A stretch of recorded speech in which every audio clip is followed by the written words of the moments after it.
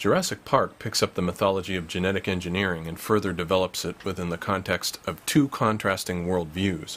Michael Crichton's screenplay and novel are based upon an earlier film which he wrote called Westworld,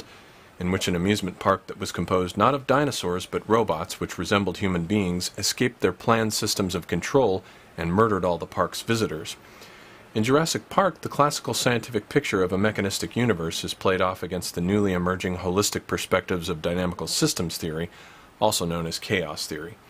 In the mechanist theory, which evolved during the Renaissance and Baroque eras, the world is seen through the lens of a dualistic and atomistic cosmology, wherein the medieval animistic cosmos of the Aristotelian philosophy, in which all things were alive and striving to fulfill their rightful purposes in the cosmos, is traded for a materialistic ontology of atoms pushed about by the rigorously deterministic forces of universal gravitation and inertia. The Cartesian dualism of mind and body played itself out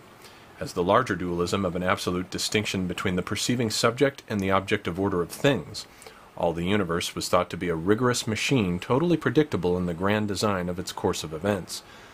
Michael Crichton's Jurassic Park, however, plays this mechanistic view off against the emerging holistic paradigms of the sciences, and in Crichton's scenario, the mechanistic view comes off as an inadequate strategy of approach to the living world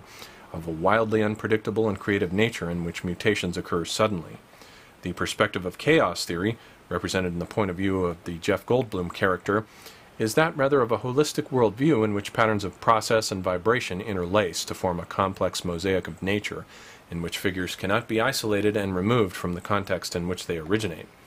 The dinosaurs of Jurassic Park are genetic reconstructions of species which have been atomistically removed from the global environment which brought them into being, an environment of mutually reciprocating causes which have interacted to create a delicately balanced system of life,